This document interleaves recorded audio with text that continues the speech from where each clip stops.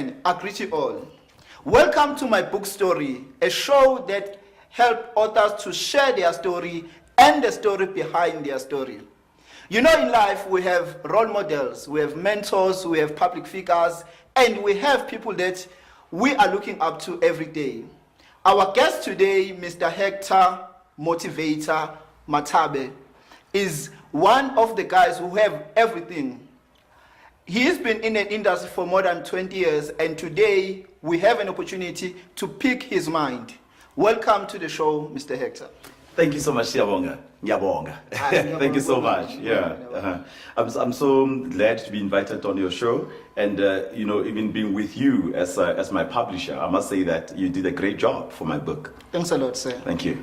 You know, when we grow up, there are people that we see them on TV, Yep. we hear them on radio, and we read about them on different newspapers and magazines. Yeah. And we never thought that we will have an opportunity to sit and have an opportunity to ask them questions. I must say I'm honored and I'm excited about this show, and I know my viewers will learn a lot from you. Thank you. Before we start, I want us to go back to the beginning. Yep. Before the Hector that we know today, the inspirational speaker, the #1 MC, the leader, and someone who's making waves in our generation. Yeah. Where did it all begin, sir? It all began in a small village in the Northwest Province at the moment. Well, back then, it was known as Bophuthatswana, before the change in South Africa, when we had the homeland system.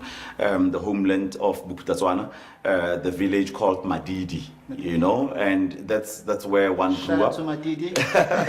That's a village that really groomed me and made me. And I'm told that when I was born, my parents were staying in Mabopane, but I don't have any memory of that because I think they left Mabopane. They tell me actually that I was around 2 or 3 years old.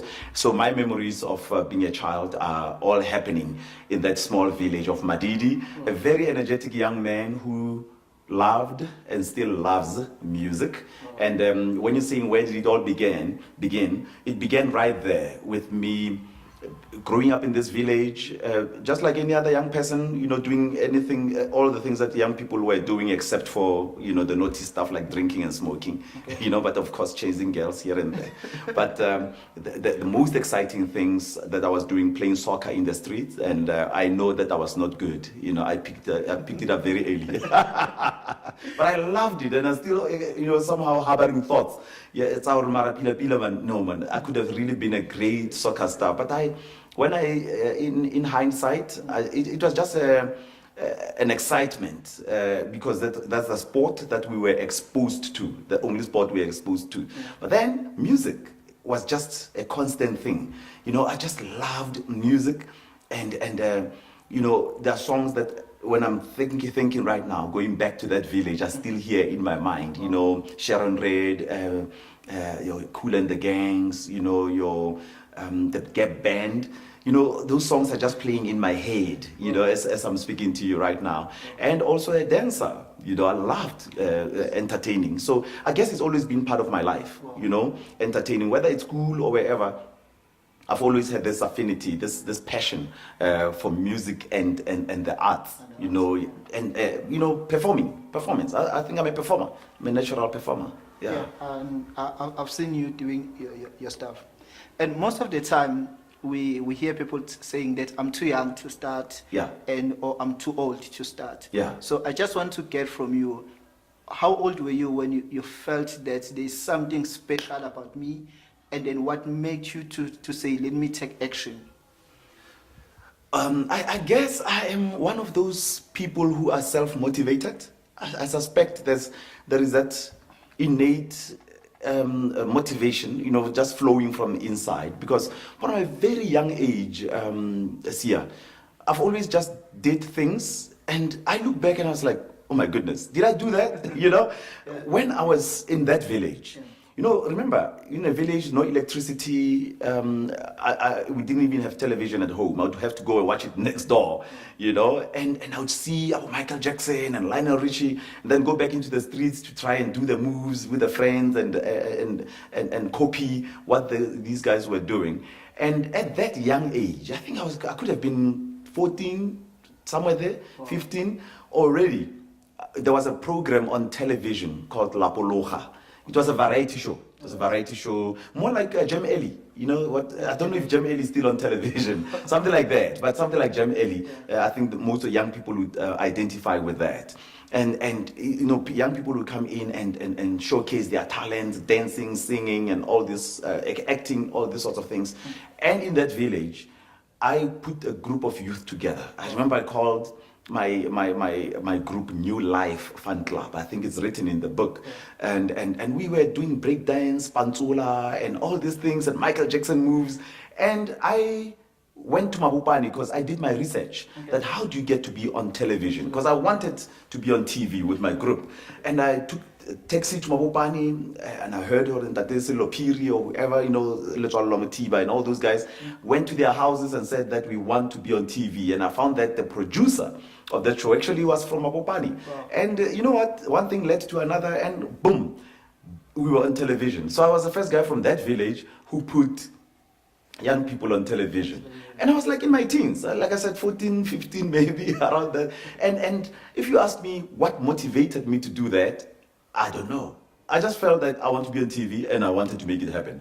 And it happened. So if you ask me at what age is it correct to start doing things, whenever you feel that you want to do it, it doesn't matter how young you are, start, do it.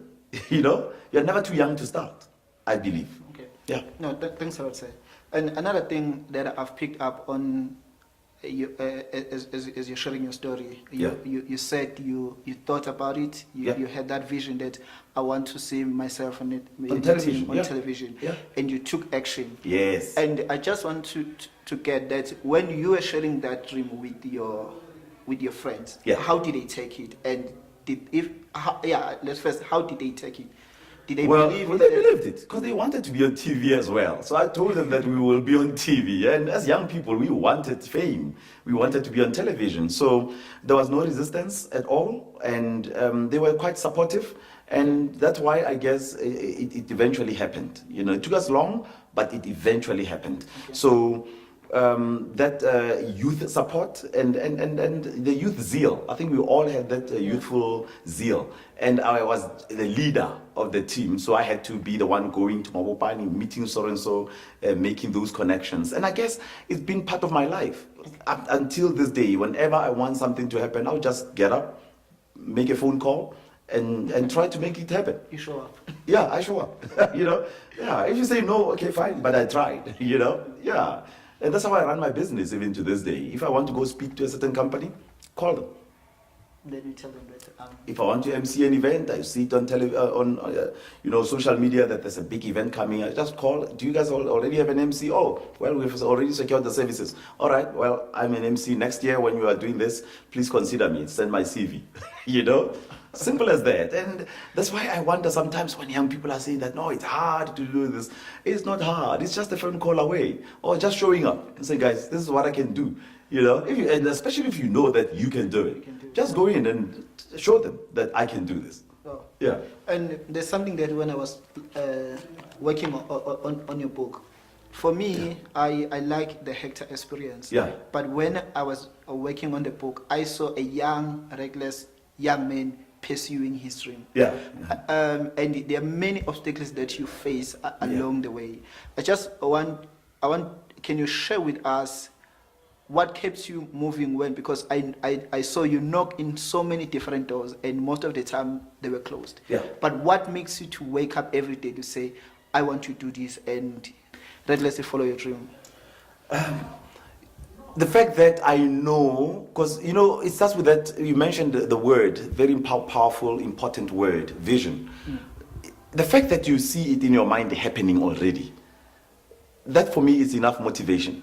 In that you see it in your mind that this ought to happen. And that's what keeps me going, that no man, even though they're not opening this door here or there, somehow, whatever I'm visualizing here, it's here, man. It's in my mind. I see how this thing should happen. That's what keeps me going, you know? And also, I don't know, you know, as you grow older, you are also motivated by the fact that you need to make a living, maybe out of it. You need to make money, you know. So I guess that motivates you. But what motivates me more is not even the money, but it is that picture you see inside that I see this already happening. And it happens a lot with me with so many other things. You know, say I picture myself wearing a yellow suit, you know, which is my next target in a suit. Chief, right now as I speak to you, could I see myself wearing that suit on a stage, emceeing something? Yeah. Joe, it's done. Yeah. It's a done deal. I don't care how much it will cost me. I've already actually been attracted, because the minute you think about it and you visualize it and you see yourself in it, then you start telling yourself, it's going to happen now. The question is how. It's not maybe. How is it going to happen? And then I just was in some store 2 days ago, and I see this yellow waistcoat, and I was like, that's the material I want. And they said, no, we have the full material. If you want the suit, come here. I was like, okay, and how much? And then they told me the fee. I was like, okay, I'm going to start saving up for that. But I see myself wearing a suit like that. And it's going to happen. So it applies to all other areas. You know, that you just see it, and you know that it's going to happen. I think it's R. Kelly, but he wrote it. It's his song. You know, if I can see it, I can do it. Or if I can see it, I can be it. He wrote it. There are other controversial stories. Well, let's put that aside. That's not the subject of this interview. Yeah. But in that song, I believe I can fly. He says those words. If I can see it, I can do it. I can be it. That's how I just roll in my life. I see it, and I'm like, okay, how am I going to make it happen? And yes, you know, as you grow older, I see another interesting, very interesting thing. You lose the innocence of chasing. Okay. I don't know how to phrase that, but I tried. Where when you are younger, you've got nothing to lose, nothing to fear. You just go, and they disappoint you and say no. You don't even feel it. You know, you got a thick skin. But as you grow older, I think we get to be more conscious, more self-conscious, more proud, you know, that I can't be seen doing that. Because, you know, as I'm answering you, I'm thinking of other situations where I knew that I wanted to do that, but I think a little bit of pride and a little bit of, I think we get to be more afraid as we grow up than when we are younger, you know. And the answer to you is now motivating me to say, Hector, don't be afraid. Go back to tap into what you used to have when you were younger. Because I'm still doing it, but not as I used to do when I was younger. Because I think now there are more risks. You know, you have children, and then, you know, you're more afraid and all that. But I believe that as adults, if we can approach these things like teenagers who are afraid of nothing, we will achieve so much more in our lives. Yeah, because I've been following you, and I'm so excited about the career that you have in a speaking industry, in the entertainment industry. Let me not speaking industry, in the entertainment industry. Yeah. But I just want to ask you, if you can go back to the 20-year-old Hector, what would you say to him, and what would you do differently? I would say to him that, look, the world is a playground, and you have gifts that you need to display, and fearlessly just go out and display them. And the other thing is that don't be afraid to be commercial about it. Because I think I've always been so innocent and so not money conscious that I think I've lost out on so many opportunities financially. You know, things that I could have just monetized, I didn't monetize them. I mean, if you go into my book, you'll discover that I was the founder of the first black campus radio station. But I don't have a radio station today, an FM radio station. Why? When I started that, I didn't think money. I was thinking entertainment. I was thinking, let's just have a station. But then other guys were looking at that and like, no, we can have a station and make money out of it. You know? I mean, people like Given Mkari. Given came to us when we started Radio TNT. They came to do research as part of their, when they wanted to start TEF FM, you know, and I saw somewhere where most people were thinking that they were the first ones who started. No, we started first in 1992 on TNT, and they came to do research at our campus, you know, and he owns a radio station because him and Simpium Dlalos and a couple of other guys that they were with in MSG Africa, they were thinking commercial. Yeah. They were entrepreneurs. So 20-year-old Hector, I would tell him that don't be afraid to be to enterprise. Money, profit is not a dirty word. It's not a swear word. Young Hector, go out. Nothing wrong with making money with using your passion. Wow. Yep. And that is so interesting. Yeah. Because many of us, we're looking up to you. Yeah. And I know, like when you say in terms of commercializing your gifts and commercializing your gifts, but you were able to make it this far. Yeah.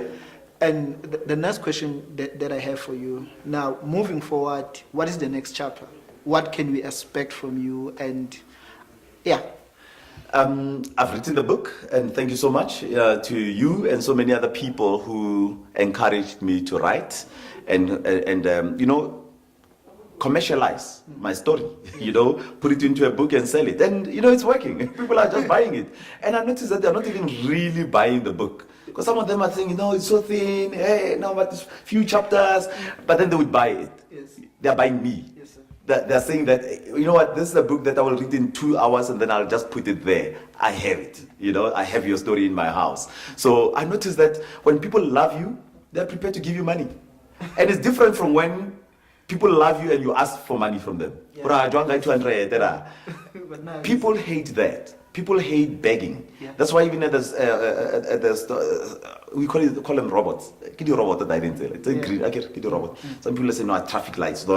You see this guy's coming begging.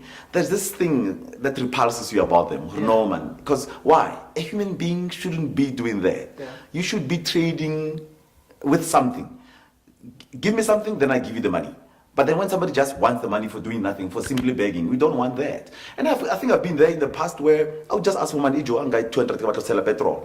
And the person would just be having stories and all that. And then guess what? When I appear with the book and say, Joe, 200 rand. And the guy says, wow, is that your book? And then they're prepared. Someone says, no, give me 5.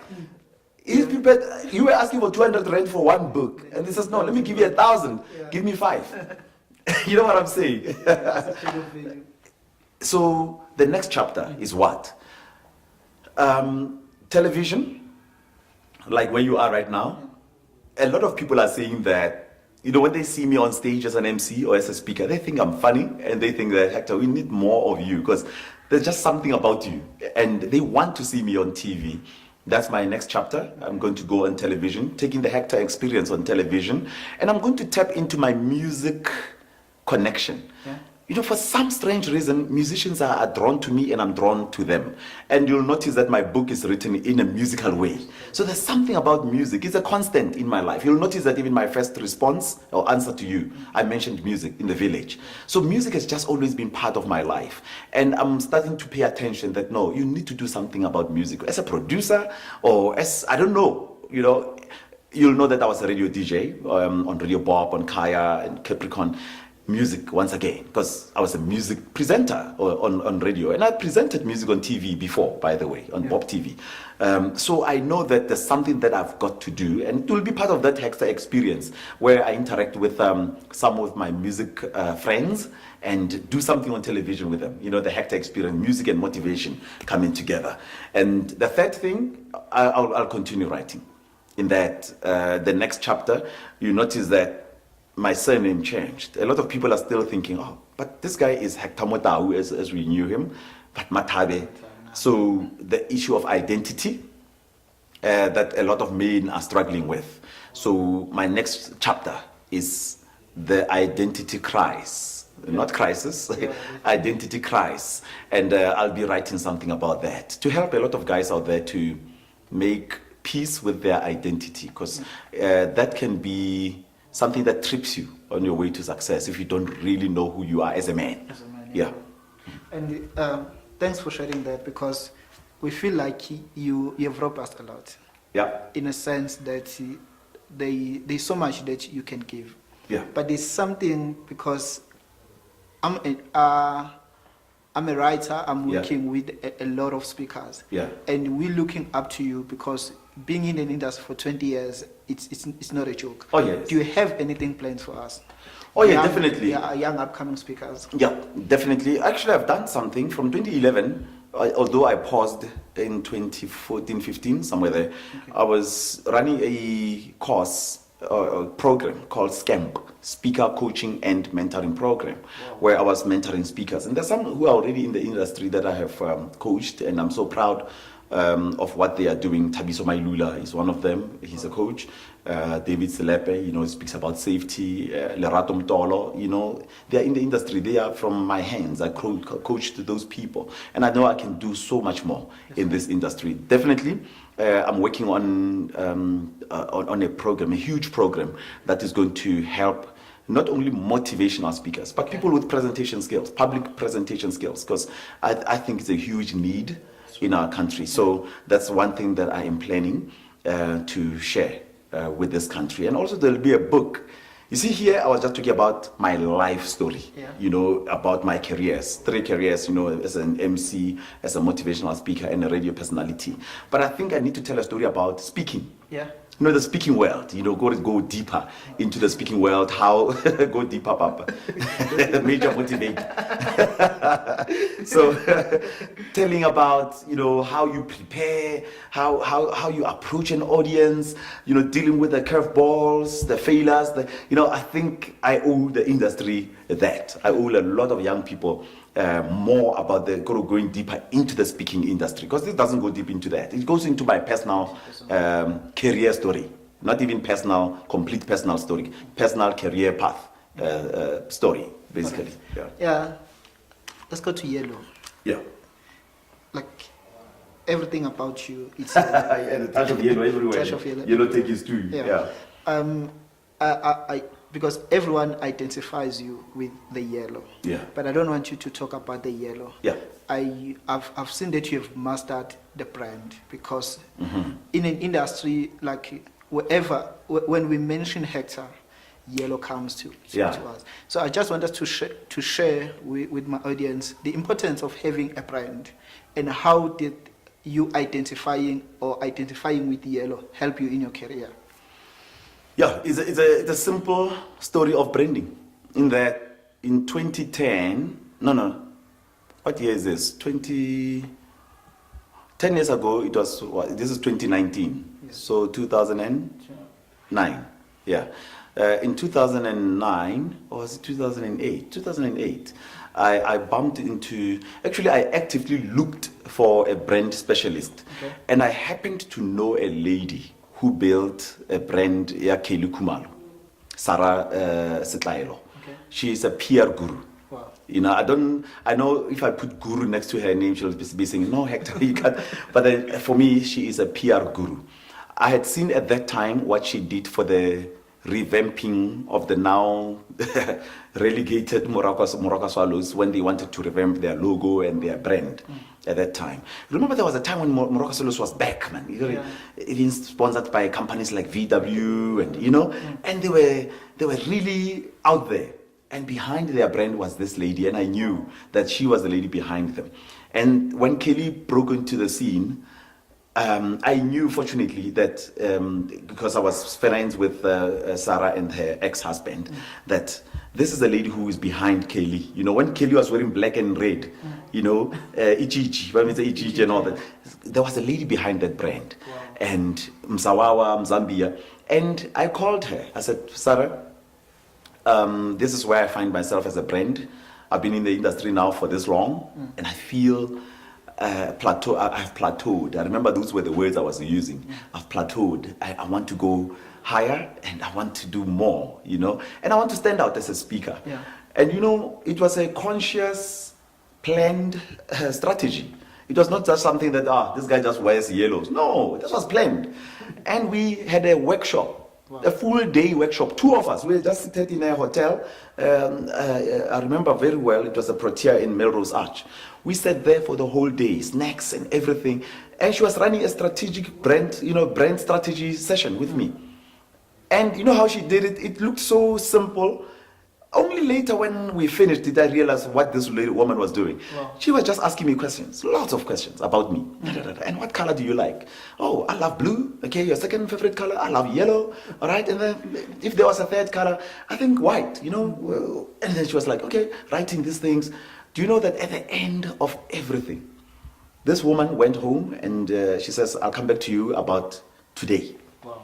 Then she put together everything, and then when she came back with the feedback, she says, Hector, now as a brand architect, from today you are going to wear blue suits, you're going to wear yellow ties when you speak, and white shirts.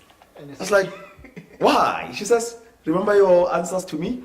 So all that, she says, how is it that you love these colors, but you don't wear them? Wow. So if you love these colors, wear them. They must be meaning something to you. And at that time, you know, if you can Google the meaning of yellow, only later did I realize that, wow, yellow means life, sunshine. And for me, that's motivation. So I was not even conscious that the colors that I was choosing had something to do with who I am. The blue, you know, see, people see me sometimes as a funny guy, and then you know me, you know, in our private spaces, the things that I would say and do, and I would shock you, and I can see on your face of this guy is shocked by the statement I said, because I just say things that shock people. And even when I was on radio, I was a shock jock. I was that guy will say, hey, that one very wine on air, and people were like, Hex, did you say that? That's me, you know. So that's why I like people like Fed Joe. You know, I like shock jokes. So I'm one, you know. So, but there is a side about me that I don't know if you've picked it up. There's a serious side about me. Yeah. A very serious side. Especially when you were working on your book. You remember that? Yeah. I'll pay attention, and there's a blue side of me. The blue side of me, that's the serious businessman, detailed side. Yeah. I'll be able to look at something and come back to you and you'll wonder, hey, Hector picked that up. Yeah. You know, because that's a detailed side of me, the business side of me. The yellow is a chachara performer side of me. Yeah. So when Sarah came back with that feedback to say you're going to wear blue, it was like, wow, okay. And that's me, you know, because that's me going to give motivation, corporate, going into a company, you know, I mean business. But the yellow says, but at the same time, I'm relaxed, I'm happy, you know. Yeah. So that's how I play around with that. You know, you see the story behind the yellow. So it was a conscious effort in building the brand. And the only thing that Sarah credits me for to this day, it was like, your consistency. Yeah. That Hector, since when we did this, I thought you'd be like other people along the way, you'll just throw it away and start wearing your greens and reds and everything. No, I just stayed with it because I understood what she was doing. And she explained it to me. She says, have you looked at, for example, Michael Jackson? Yeah. Michael was black, white, and red. Think about it when he was performing. Yeah, and he was consistent. Black pants when he was performing. White shirt. Think about him. Then he'll occasionally put on something red. Yeah. So, and look at all the brands like companies. You think all the banks in South Africa. If I mention the name of the bank, you will think of a color. Yeah. All these communication companies. If I mention one with yellow, one with red, you'll know what I'm talking about. You know what I'm saying? Yeah. And when you mention soccer teams, you mention a color of I mention the name of a team, already you'll go to a color. So that's what Sarah was doing with me. And she even gave me material to read. Wow. I remember that she gave me a book called 21 Irrefutable Laws of Branding. Coincidentally, it happens to be a blue book written with yellow outside, you know. I didn't copy from it. Yeah. She just gave it to me after she asked me about my favorite colors. Yeah. And in there, they explain to you why big corporations around the world would choose a certain color and, you know, and even a certain font. Remember when we were working on my book, what did I say to you? Yeah, you gave us. I told you that my font is Jail Sans. And it's there in the book, consistently. I said it's Jail Sans. Why? It came from that strategic planning session. Because Sarah said, okay, your font is this one. This is a font that you're going to use wherever you are. And look at the font of that famous black fizzy drink. If you look at the font they used to write, they've been using that all their lives. Yes, yeah. That's a magic around branding. So yellow just forms part of this brand. And it's just so that yellow, it just so happens that yellow stands out. But my favorite color is blue. It's blue. If you look at my book, you'll notice that the dominating color on my picture, it's a blue suit. Yellow just shows up on the tie. So most people, because yellow stands out and it's chachara, they think that yellow is my favorite color. Even look at me now. Yeah. The dominating color is blue. Yellow with touches of yellow. But yellow somehow stands out. It's chachara, you know? It comes out. Yeah. And so that's the story. Yeah, that's an interesting story. Thank you. There's another question, it's a follow-up question. You mentioned the word consistent. Yeah.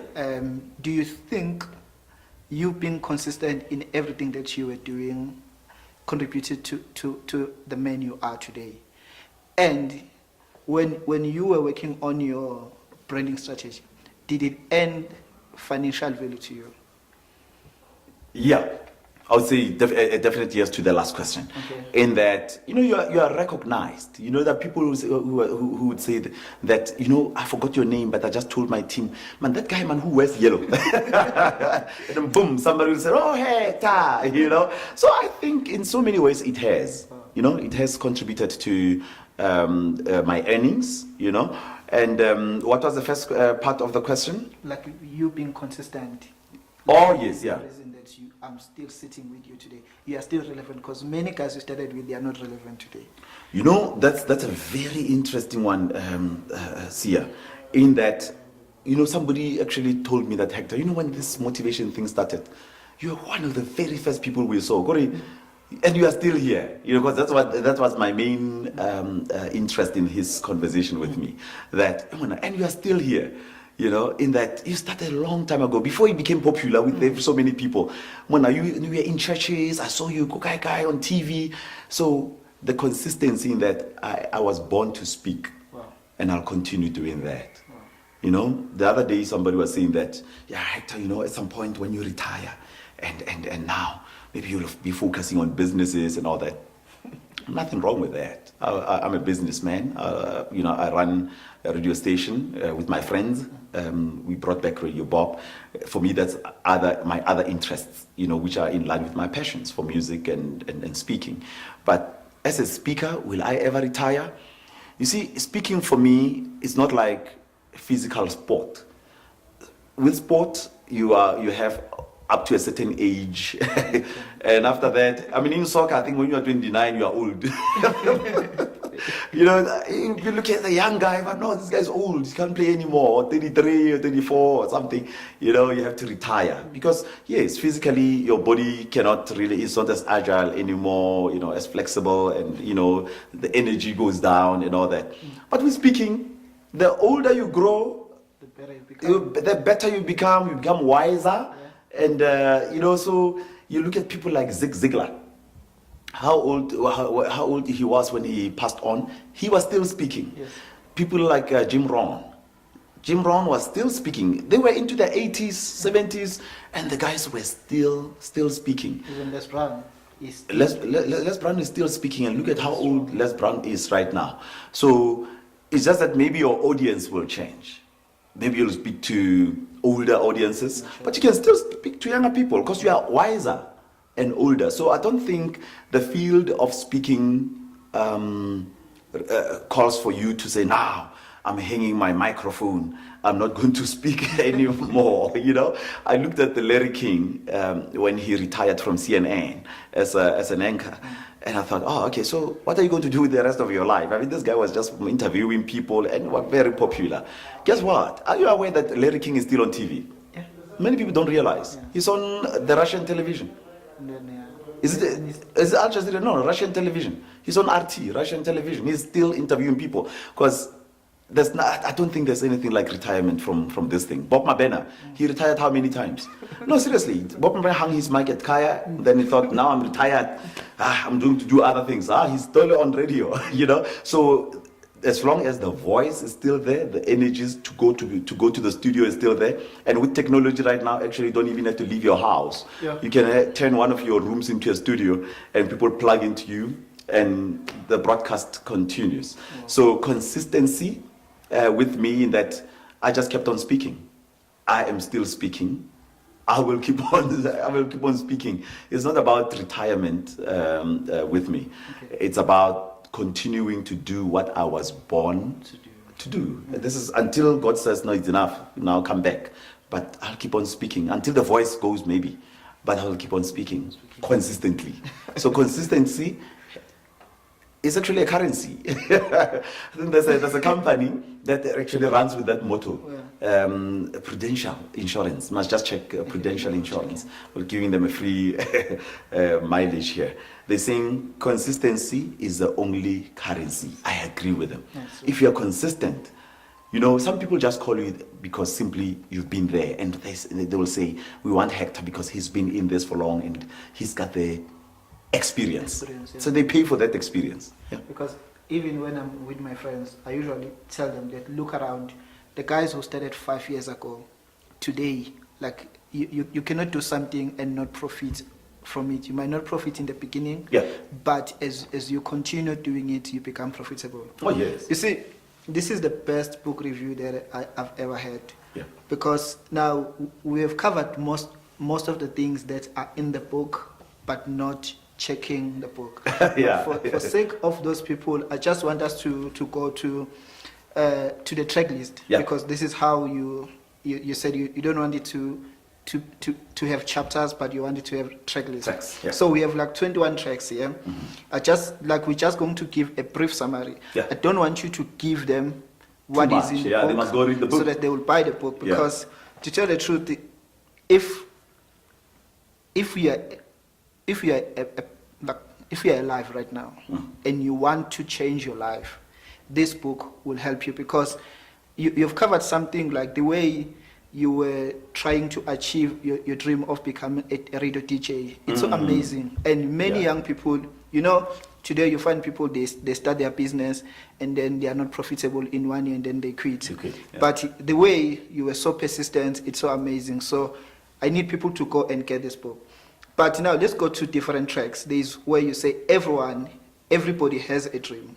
That song, can you give us a summary about it, and like how did it help you to become the Hector that I'm sitting with today? The Manhattans, what a song. I only discovered very recently that actually Billy Joel did the song, and I listened to his version. It's also beautiful. But the version that many people know of that song, Everybody Has a Dream, the Manhattans, and I can hear it. Komadidi in that village. On the Sunday, it's hot and they're playing it. The batteries, so let's say red and blue. You remember those PM9? PM9. And then there was a black one, PP10, you know? And the song is playing, and everybody has a dream. For some strange reason, and this is where I say that many people's callings were confirmed when they were young, and some of them just didn't pay attention maybe. Wow. But when you look back, you will find that there was something that confirmed it for you, that this is what you ought to do. So when I listened to the song, Everybody Has a Dream, Martin Luther, he had a dream that one day he'll do this. And for me, it was like, Hector, you have a dream. And what is your dream? And at that time, my dream was to be an entertainer. Wow. And guess what? See, today, seated here, you know, I'm called Hector Motivator. But there's a lady recently who has just taken over the role of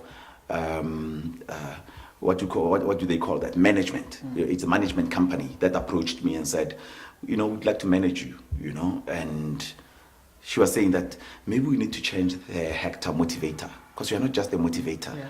You are more than that. You entertain, you know, there's something more about you. And that song, when it played in that village, Everybody Has a Dream. I knew that my dream was to be on the stages in the world and entertaining people, dancing or singing. You know, I thought I would sing, you know, but I just saw myself on stage. Wow. I just saw myself on stage, and guess what? The dream. I'm living the dream right now. And I'm living the dream. yeah. And I like, you see, when you say we knew when we were young about our dreams. Just want to share a story. I remember when I was still in high school. Yeah. I used to write plays. Yes, yes. And I used to write them, direct them. Uh-huh. But there was no one who told me, Gucci, you can do this as a career. Yeah, you can make a living out of this. Yeah, I can make a living out of this. And then after high school, I went to study engineering. Wow. But when I was studying that, something in me told me, no man, there's something more that you can do. Yeah. But after this long, I've come back now, I'm writing books, I'm doing Back all of to yeah, where you're supposed to be. to where I am. And Everybody has that, Chief.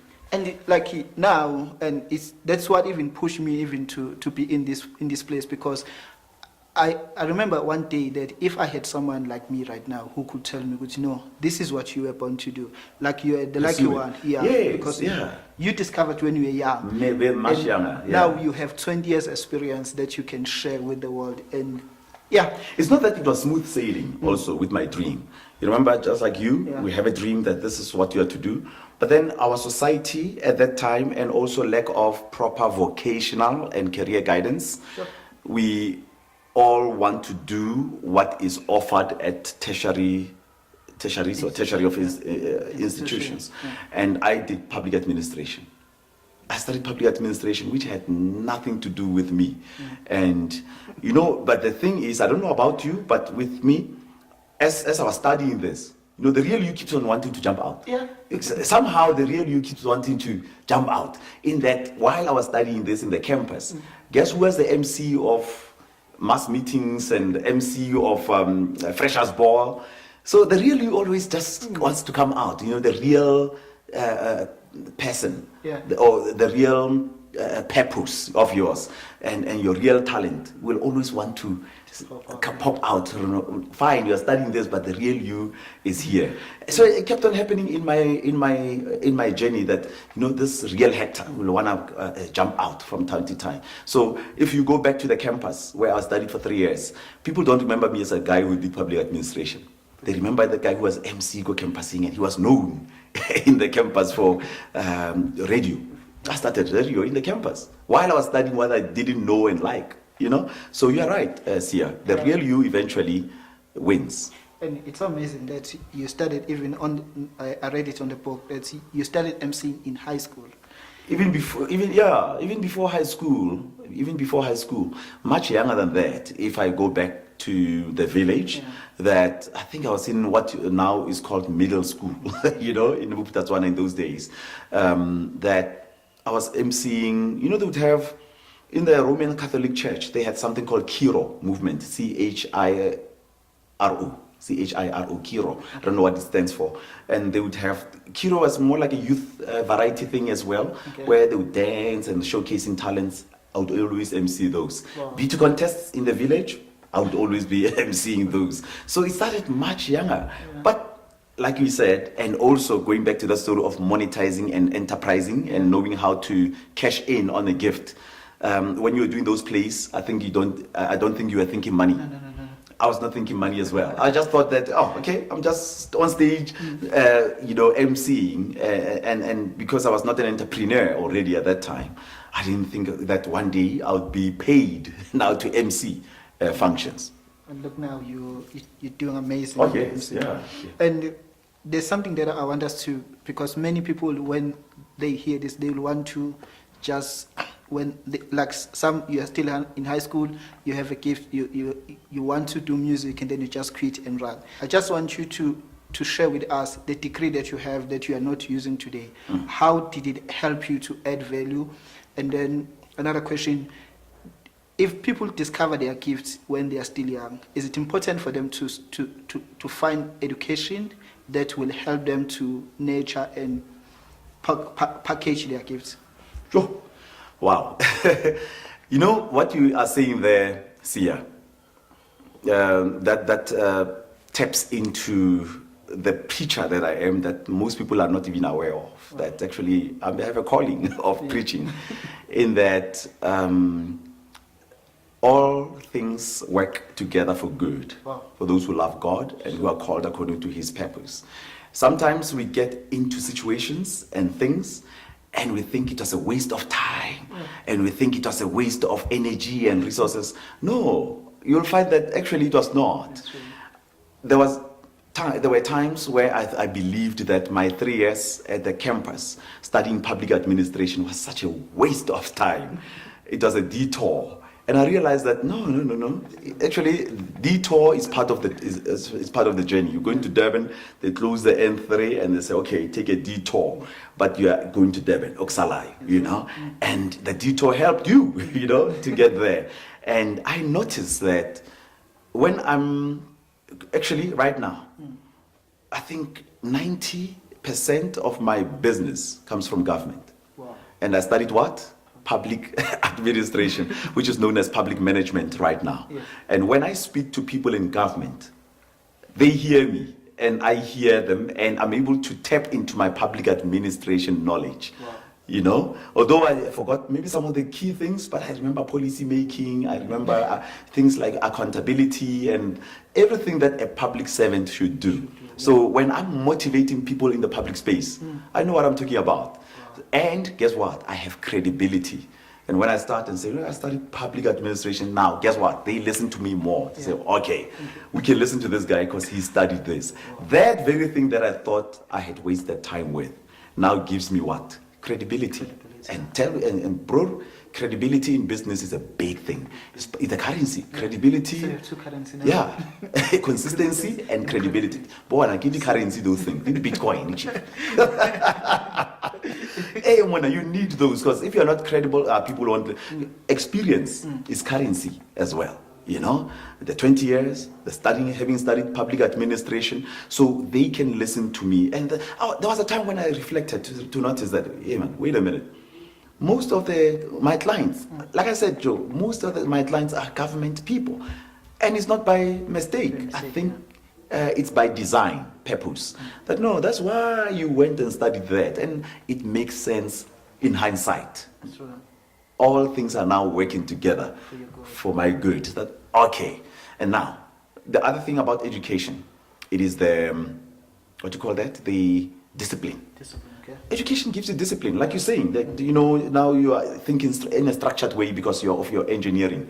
You know, education brings with it that discipline that I have to sit down and study and finish this thing. So there are moments where I have to sit down and write a book or write a manual for a talk or discipline myself to prepare a talk. So that comes with education, and also the eloquence, the ability to string sentences together. That comes with education. Now, your question, young people, especially those who discover themselves early, I would encourage them that it's vital. Wow. It's critical that you find a course, not just any course. You find a course that will support what you want to do in life. You know, some of them, and I remember one person who's a musician who said that I want to go and do business management. I was so impressed. Why? I want to be able to understand the business side of things. That the music side, I'm sorted. I don't need to go to school maybe, but the business side of things. And that's what you need, because sometimes, I find young people saying that, no, I want to do music because I feel I have the music gift. That's good. Go and study music, but you might need to study other things that will support what you're going to be doing. And, you look at a person like Dr. John Tibani, medical doctor by profession, 7 years. And when Dr. Tibani speaks, you can hear he is able to use anecdotes and examples from his field of medicine. And you can hear this guy is very intelligent, and he draws from what? That very course that to some people, what a great speaker. And he wasted time in 7 years studying how to dissect people and all that. I'm going to find that, no. I've noticed something, for example, in our career as speaking, that every course actually makes sense in speaking. But even in other fields, that whatever it is that you have studied, Bona, it will work for you one way or another in what you are currently doing. It will support your current profession or your real calling. It will support that. Now people should get this book. Let's go to chapter number 7. Yeah. Something inside you so strong. And you spoke about purpose, that all things work together for your good. Yeah. And can you explain to us when you were writing about something inside you so strong? The song is one of those that, because you'll know as you beautifully introduced how I wrote this book, that I was trying to be creative.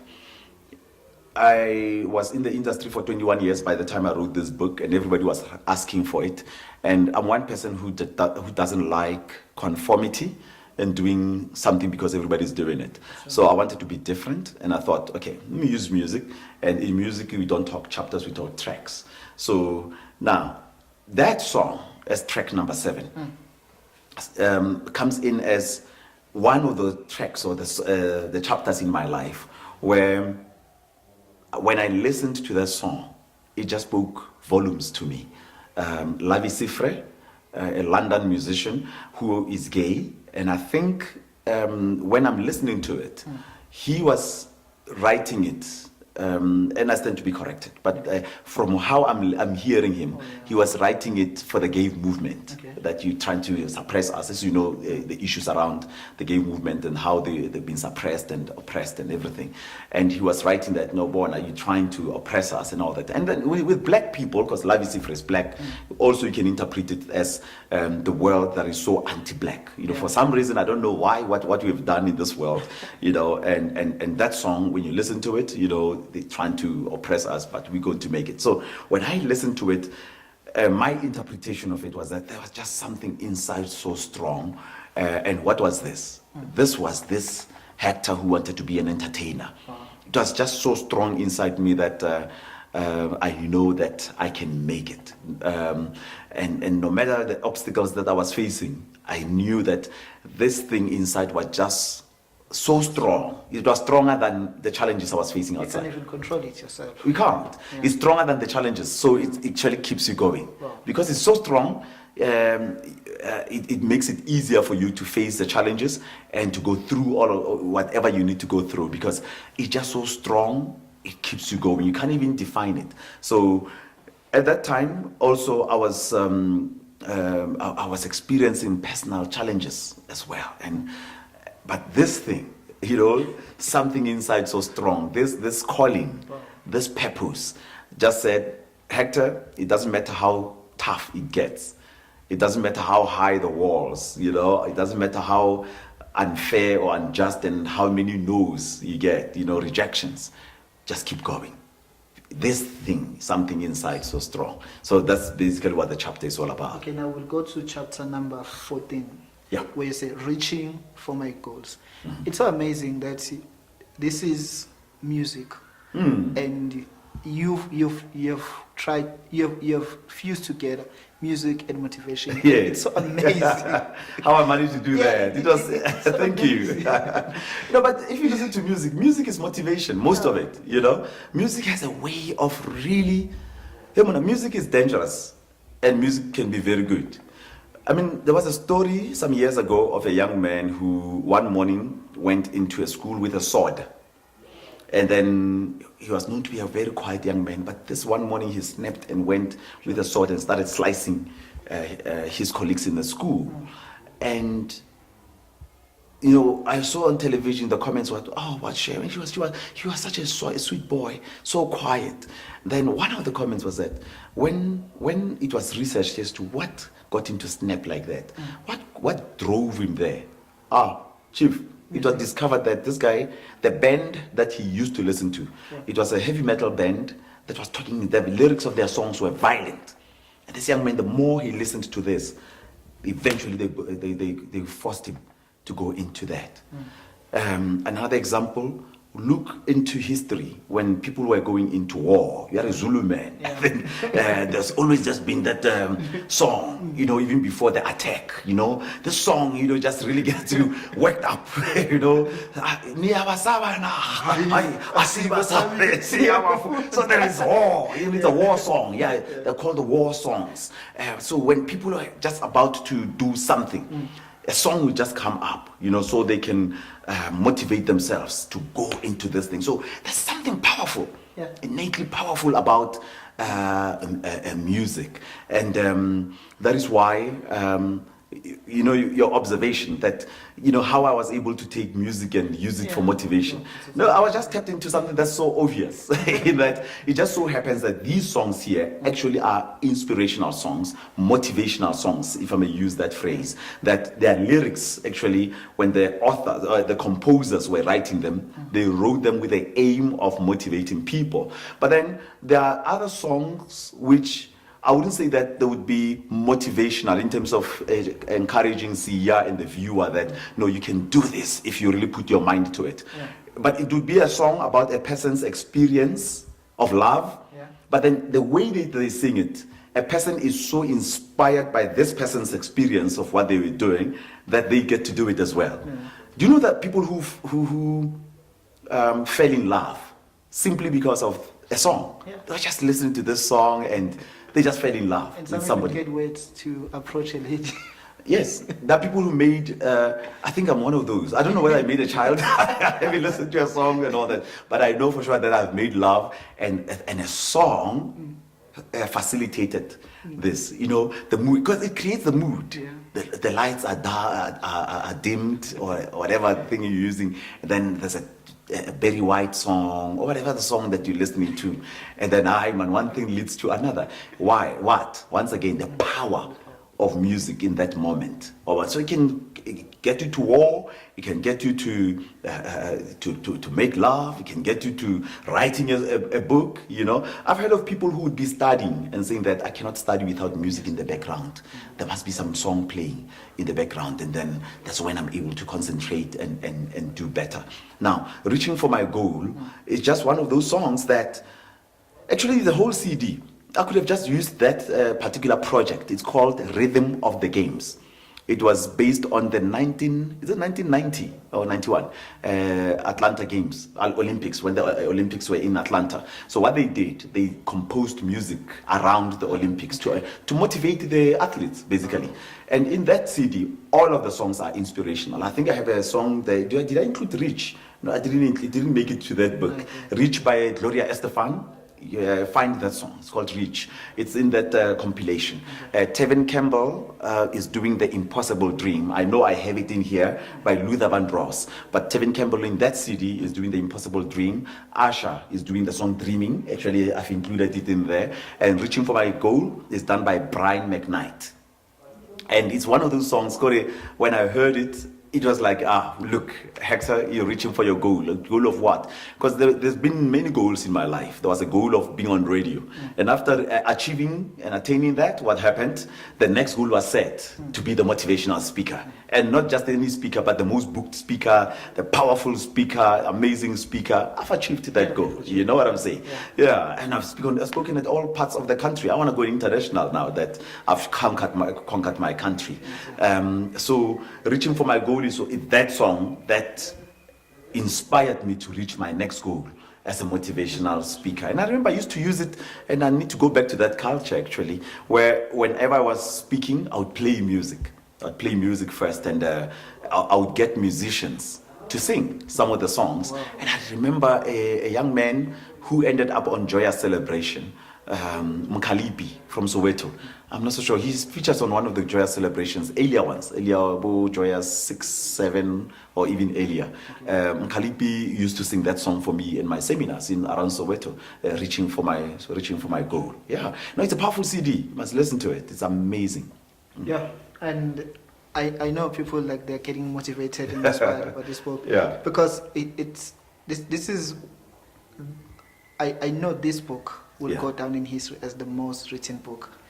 And the last chapter, because I don't want to give them everything, because I want them to get this thing, to get this book and get motivation. Yeah. Got to be me. I got to be me, yeah. I gotta be me. I gotta be me, yeah. That's one, I think it summarizes most of the stuff, because many people, they're not living their lives. They're living the life that is like, some they're living their father's dream, some they're living their brother's dream. But I think it comes to a point where someone say, I have to be myself. That's why it's the last one. Yeah. Although, if you look at the conclusion, I think there is a last song in the conclusion. There's music in the air, Letambulu. And before even talking about that song, you'll notice that I think there's just one or two songs, South African songs. And I wish I could have had more. It's just that as we grew up, we were fed American music. But there are other songs, that didn't make it in there. And I was just thinking, oh, wow, how did I miss that song? You know, there's a song by Michael Bolton, When I'm Back on My Feet Again. That song, Joe. Maybe you should give us maybe part 2, you know, or Barging, a second edition or something like that. That song helped me to pull through very difficult times, because I was down and out. When I'm Back on My Feet Again. And there's a song by PJ Powers called Help. Help me if you can. It's an amazing song. Must listen to those two songs. They didn't make it in here. Because if I was to say, are there any songs that didn't make it in there? Definitely those two songs. And if I was to include more recent, inspirational songs from South Africa. No. I would say that I also missed on putting Lera in there. What again does it? La la la la la la Oh, yeah. la la la. That song, it's very inspirational, and it's one of the songs that I love and inspired me as well. Leli Langa. There's a song called Leli Langa. Na na. Naima K. Naima K sings a song called Leli Langa. Those are songs that I wish I could have included in there, but they didn't enter my mind at that time. Now, I Gotta Be Me. A couple of years ago, I think I was 5 years into having built a brand, yellow, blue, and everything. Now, what I needed to do, I wanted to come out. Okay. You know, more like what Not that you- people in the, you know, when somebody's gay and say, now I got to come out. I wanted to come out, Okay. but come out and be me. Yeah. What do I mean? In that, you know, when you are speaking or when you are doing anything, now I will speak about my industry. Okay. And I know musicians as well, where you find musicians will tell you, man, you'll find that they have producers and record companies that ask them to do music in a certain way. And then most of them will tell you, but that's not me, man. I want to do me. And then when they express their real selves, you'll hear that, wow, this is what this person has inside. So I noticed that I was trying, because I had role models, Dr. Miles Monroe, Dr. John Tibani, Dr. Molapo. You guys are wearing suits and you know, speaking in a certain way. But I knew, I'm a crazy person. I'll go on stage and do the Malinga moves and Michael Jackson moves and speak my way, you know, and I just wanted to do that. Well, there's a real me, and you guys must, you know, and also Zonke, hearing that song, na na na na na, Jikizinto. It didn't make it into that book. If you listen to what that girl is saying in that song, Zonke was saying that, look, my vision, man, Bona, there's something about me and my music, and you know, and you're gonna love me.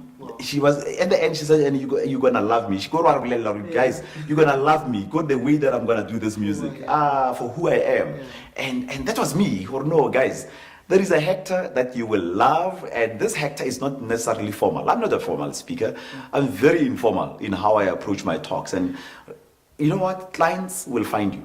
Your clients who are looking for your kind of speaker, they will find you. Oh, that's true.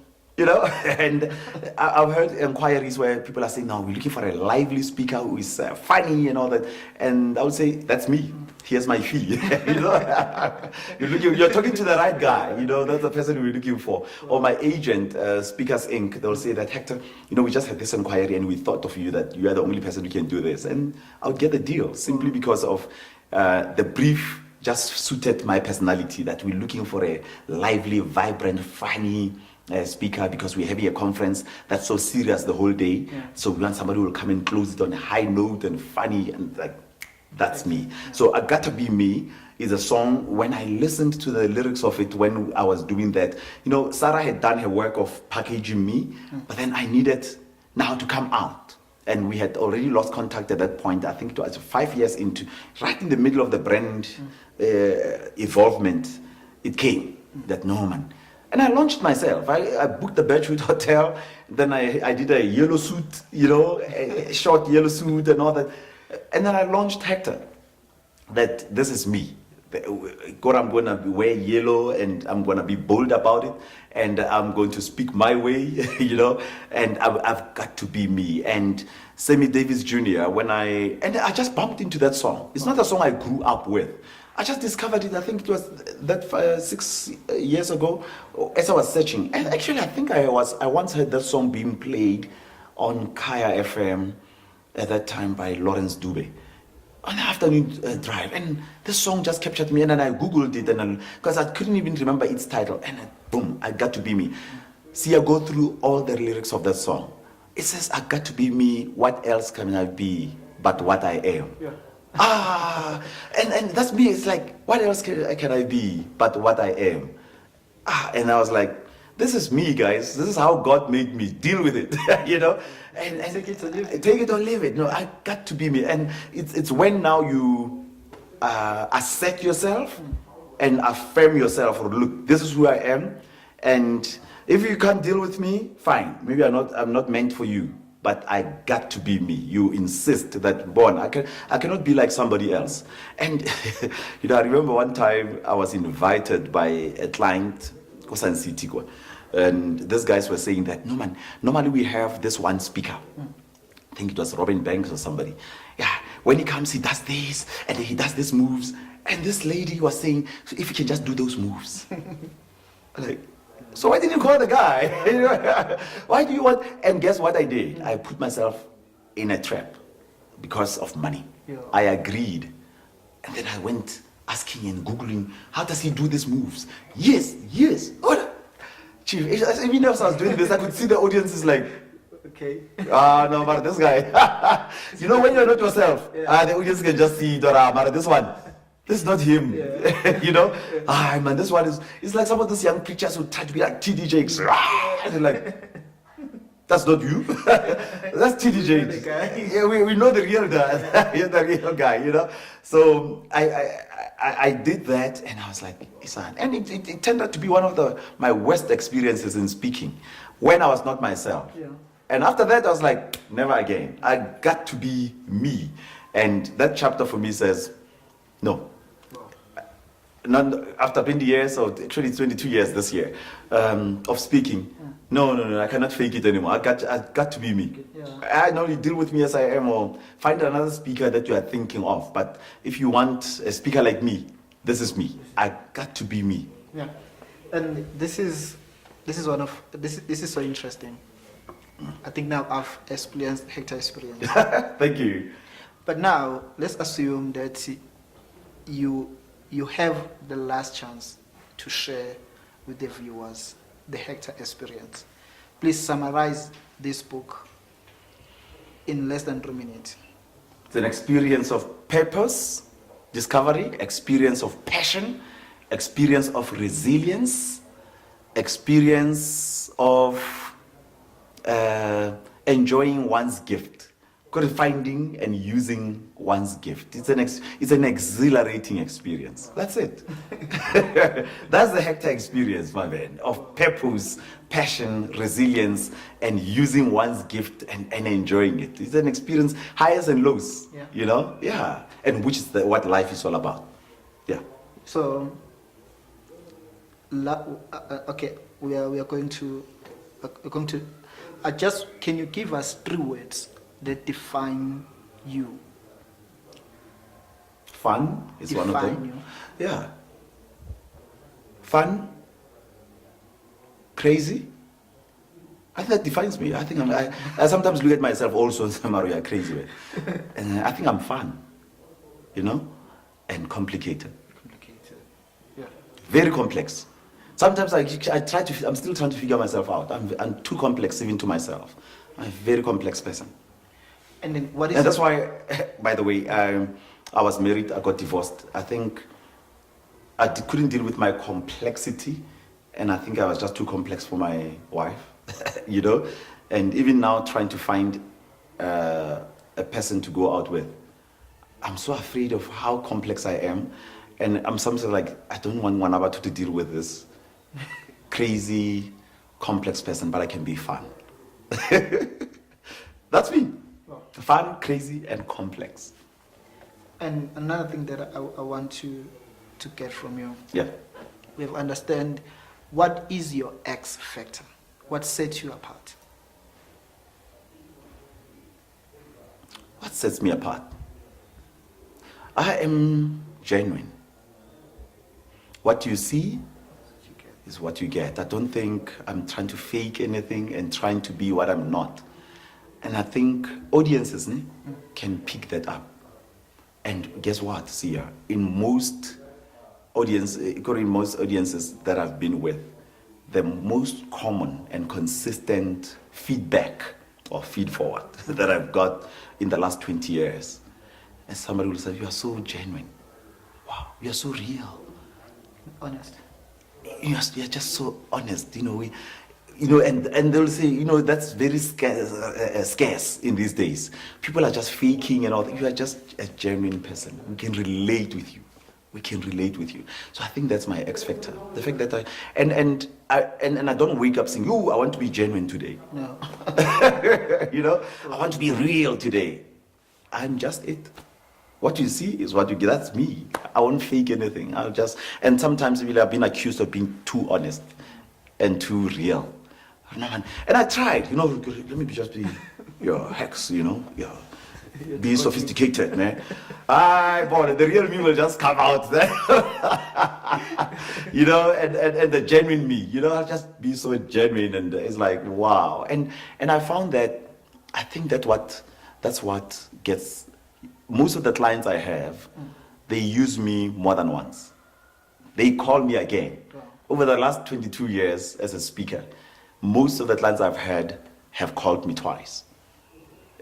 And even more, they'll be saying, Hector, we can relate. They can't have enough of Hector. We can relate with you, You are not up there. And yet, they will say, we know, hey, people, I was so shocked to discover that there are people who are afraid of me.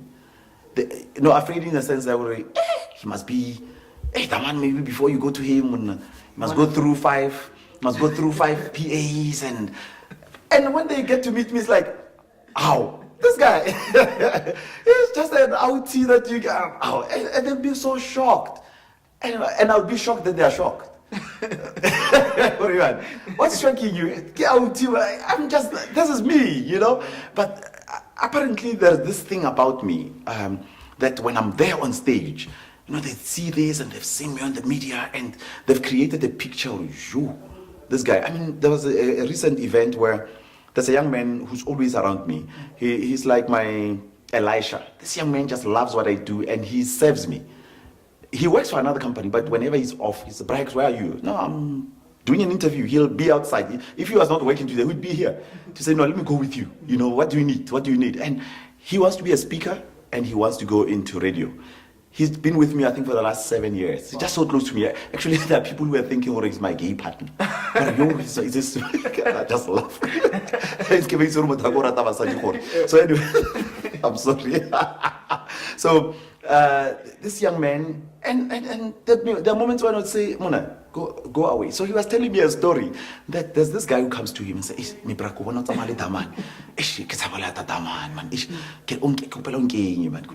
just want to say 2 words. And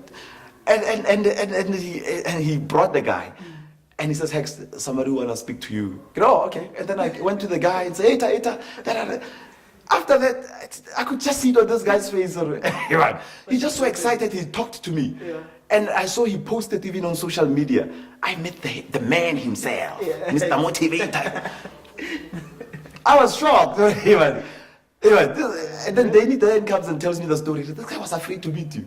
If you saw how he came to me, begging me, Chief, please, man, connect me to that guy.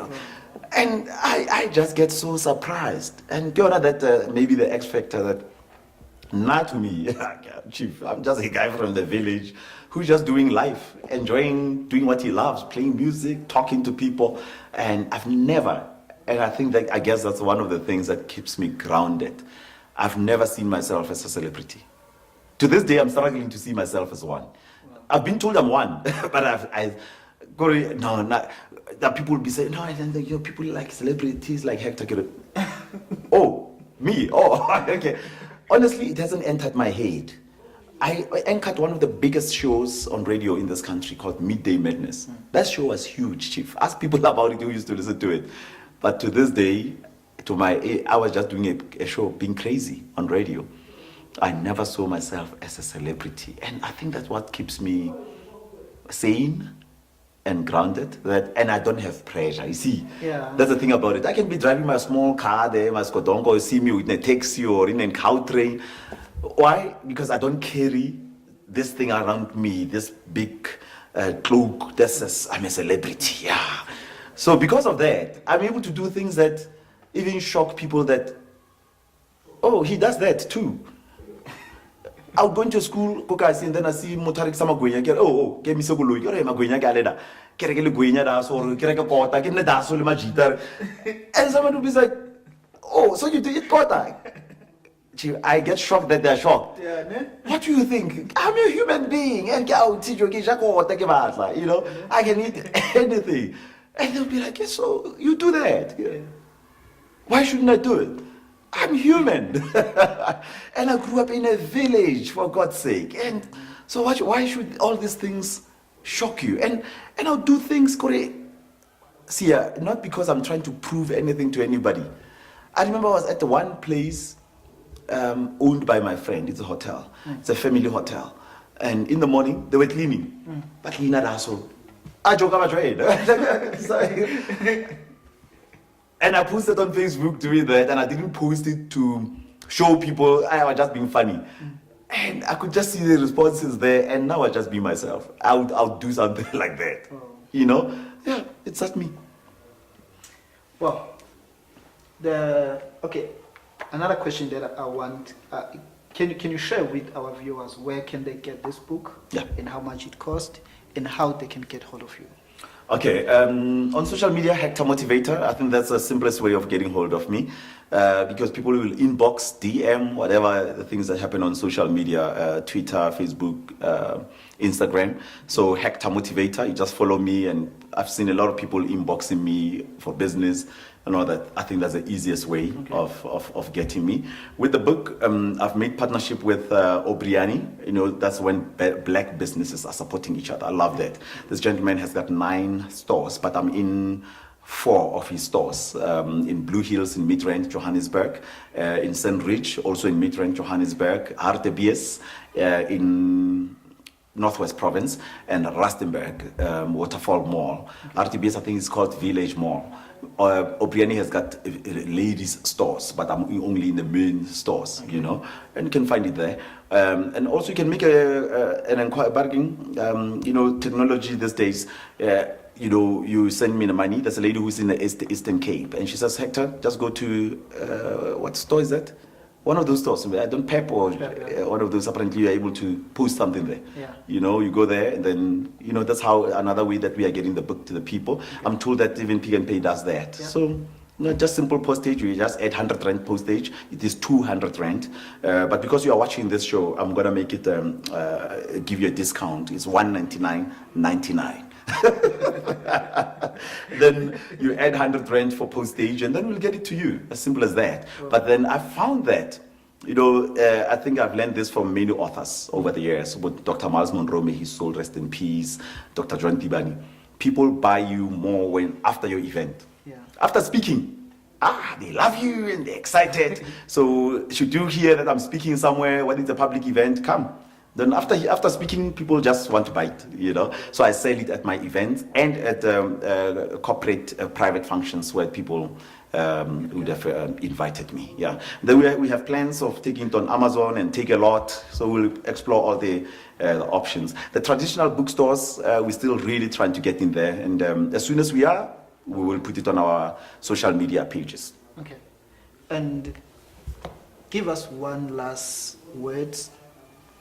Like there's a young man out there, yeah, who, or a woman or an old person, yeah, but they are stuck in, like they feel like there's more to them, but they don't know what to do.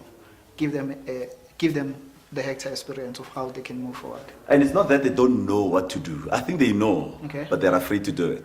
So that's what I found with me. There are moments where I would be stuck and say, I don't know what to do, and then I'll just be snap out of it, and I realize, no. Actually, I know what to do. You know, it's just that I don't want to get up and do it. Yeah. So whatever it is that, when we're in that moment, cancel the thing that you don't know what to do. You know what to do.